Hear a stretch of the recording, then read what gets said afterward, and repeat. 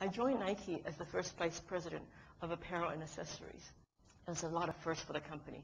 First person of color as a vice president, first person in the position of vice president of apparel and accessories, and first woman in that position, in any position of vice president level. So when I joined the company, I took the company within 18 months, my division, to double-digit positive gains in both sales and gross margin from a position of double-digit negative on both counts before. That should say a lot, but the company was so set against this concept of having a person of color and a woman in that area. It was very inhospitable environment, and I chose to leave the company. And sometimes we have to do that when you can see of your best efforts, there's no opportunity for you to really move forward from where you are. Your own life, your family life deserves more than that. You cannot sit in a place of constant stress and frustration and not take it out on everybody around you. And ultimately, it doesn't serve.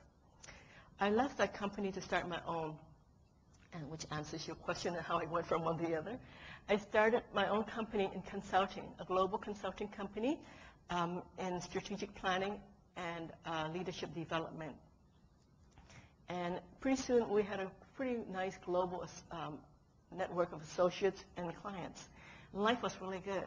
But out of the blue, without any warning, my husband dies of a heart attack. Things like that really take the wind out of your sails. And when I took a time off to grieve and go through that process, it really occurred to me, and I think to everybody around, is how important is your own health and the health of your family. That's much more important than whatever you achieve in work. And sometimes when we're going so fast, doing what we think is best for our family eventually and ourselves and our career, we forget to take care of the most important thing that we have, which is our own health. Because if you don't have that, everything else is not going to work well. So after a period of grieving, Reebok called, and they offered me the position to be president of Reebok Apparel Products and Retail Group. I decided to take the job and move again from California this time to Boston. And being able to change helped me stay in balance throughout all this.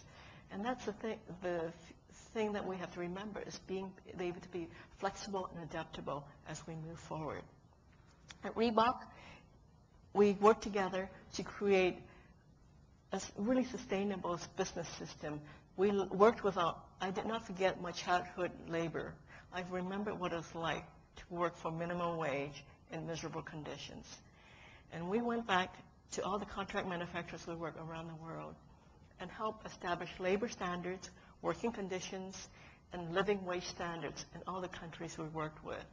And the best news about all that is we achieved better quality goods, less defects, faster and more on-time delivery, and also a good reputation in the market as a socially and environmentally conscious company. It was a beautiful case of win-win-win. And this is what happens when we can all work collaboratively.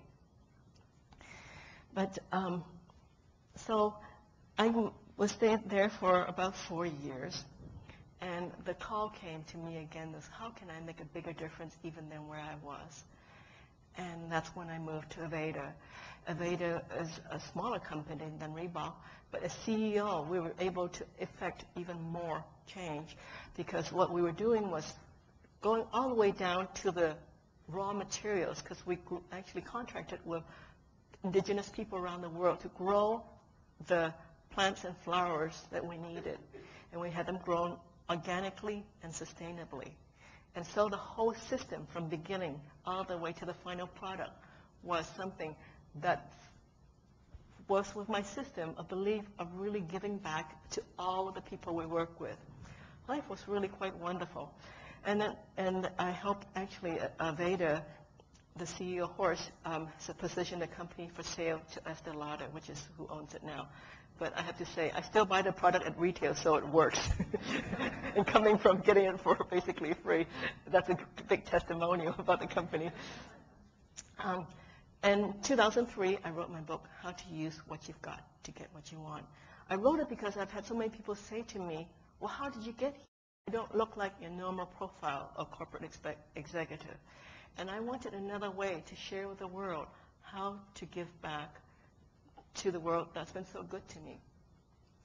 And so, as our vice chair here was saying, it's now in many languages. It started with English, and then Japanese, Chinese, Spanish, Thai, Greek this year, Indonesian, and other languages that are coming along. So life has been very good for me. And I stand here talking to you and in gratitude for my life, but also in gratitude to have an opportunity to share with you that you also have what you need to get what you want. So remember, go forward with what you believe, anchor to your mission, and stay true to yourself, and always know you have your inner resources to move you forward.